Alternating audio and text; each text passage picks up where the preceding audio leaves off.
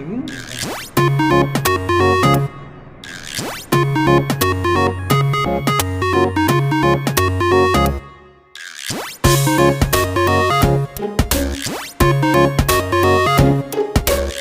इसके प्रति बना है, तो मेरी भी राय ये है कि वैक्सीन आवश्यक रूप से लेना चाहिए। एक्सेप्शनल केसेस तो आते रहते हैं।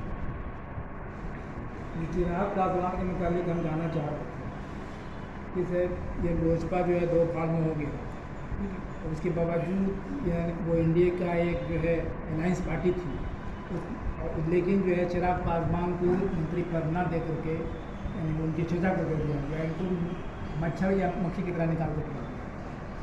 ये क्या नीति है? देखिए, आप हमेशा से जानते हैं कि भाजपा की जो राजनीति है वो तोड़ने की राजनीति रही और फूट डालने की राजनीति रही, और चिराग पासवान भी अब उसका हिस्सा है। अगर ये समय रहते समझ जाते तो मुझे नहीं लगता है कि ऐसी परिस्थिति आती। ये तो विधानसभा में ही दिख रहा था कि क्या होने जा रहा है। तो वो तो ऐलान कर रहे थे कि हम जो कुछ कर रहे हैं वो अपने राम जी के आदेश के ऊपर हमको अनुमान है, हम वही करते हैं जो राम जी बोलते हैं। ये चिराग पासवान जी का पर्सनल मामला है और इन मामलों में मैं कुछ ज़्यादा बोलना उचित नहीं समझता। सुशील कुमार मोदी का कहना है, लोग यूँ समझ रहे हैं कि साहब ये जदयू के कोटे से गए भारत से, लेकिन सुशील कुमार मोदी ने डिक्लेयर किया कि नहीं, वो जदयू के कोटे से नहीं गए बल्कि लोजपा के कोटे से। लोजपा के कोटे से गए, इसके माना है कि चिराग खत्म, अब उनको कोई मंत्री पद नहीं मिलेगा। ये तो एनडीए का आंतरिक मामला है। अब वो किन्हें मिनिस्टर बनाते हैं नहीं बनाते हैं, और ये हर पार्टी के अपना अधिकार क्षेत्र में जिसकी सत्ता आएगी वो किनको मंत्रालय देंगे नहीं देंगे, ये उनका मामला है। लेकिन जहाँ तक चिराग पासवान जी के साथ इस वक्त तक हुआ है तो मुझे लगता है कि कहीं ना कहीं ये गलत हुआ है, नाइंसाफ़ी हुई, ये नाइंसाफ़ी हुई। चलिए, गरीबों के मसीहा बन करके वो जनता के बीच में थे। देखिए, जब पूर्व सांसद माननीय पप्पू यादव जी बाहर थे, चाहे एक ही लोगों को मदद हो रही थी, लेकिन वो मदद हो रही थी। जब बिहार सरकार ने राजनीति के तहत उनको जेल के अंदर डाल दिया तो इससे कहीं ना कहीं सीधे तौर पर गरीब को नुकसान हुआ। इसमें कोई कहे कि हम सहमत नहीं हैं तो ये बिल्कुल गलत बात है, और ये षड्यंत्र का हिस्सा हुआ है।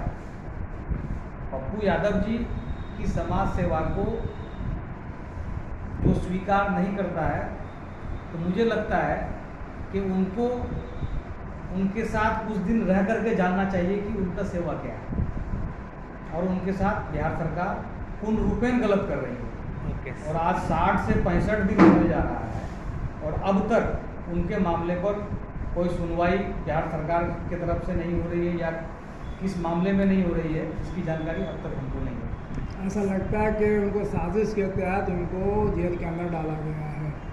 ये कंप्लीट साजिश है, और क्या न्यायालय की प्रक्रिया है निश्चित रूप से हम इसके बारे में नहीं बता सकते हैं। और सर, बिहार में पेट्रोल डीजल की बढ़ती मांग बढ़ती जा रही है। जन अधिकार पार्टी हमेशा रोड पे है और भी कई पार्टियां कोई समर्थन नहीं करे इसके विरुद्ध में, क्या कहना है आपको सर? देखिए, राष्ट्रवादी कांग्रेस पार्टी केंद्र से लेकर भारत के समस्त प्रदेशों में जो इस वक्त लगातार पेट्रोल डीजल और अन्य चीज़ों के मूल्यों में वृद्धि हो रही है उसके लिए आंदोलन कर ही रही है।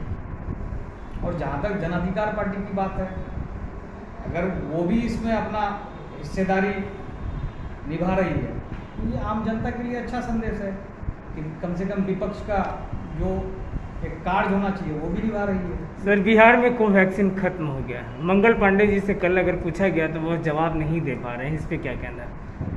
आपको मालूम है कि पूरे देश का अगर स्वास्थ्य विभाग फेल नहीं होता, स्वास्थ्य मंत्रालय फेल नहीं होता तो स्वास्थ्य मंत्री हर्षवर्धन जी का इस्तीफा नहीं होता।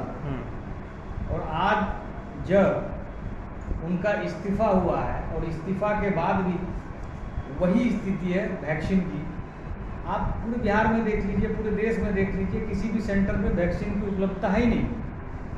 और बहुत बड़ी बड़ी बात करने से कुछ नहीं होता है, आपको ग्राउंड लेवल पे काम करना पड़ता है।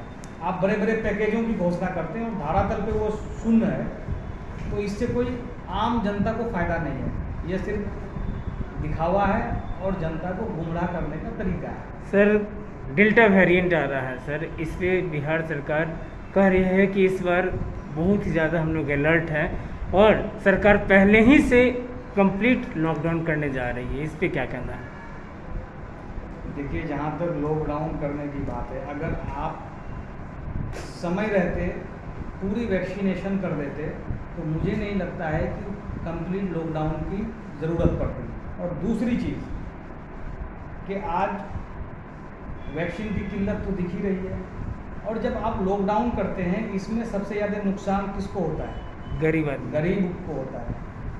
और जब गरीब ही नुकसान हर मामले में झेलेगा तो फिर सरकार का रहने और नहीं रहने का मतलब क्या है? और इससे तो आम नागरिक त्रस्त है। आप पहले कहे कि मैं फ्री वैक्सीन नहीं दूंगा, देने की स्थिति में नहीं हूँ। जब विपक्ष का दबाव गया तो आपने उसको स्वीकारा। जब स्वीकारा तो कई ऐसे कानून हैं जिसमें आपने स्टेट को फ्री हैंड नहीं दिया है। अगर आप फ्री हैंड दिए होते तो आज मुझे लगता है कि स्टेट अपने स्तर से भी वैक्सीनेशन करा लेती। आपने ऐसे कानून को बना के रखा है जिसमें आप फ्री ही नहीं कर रहे, तो स्टेट स्वयं भी खरीद सके। अच्छा, ये वैक्सीनेशन जो हो रहा है बहुत सी जगह पर देखा गया कि बहुत ज़्यादा लोगों को बहुत ये नुकसान पहुँचा है। अभी एक ST आया कि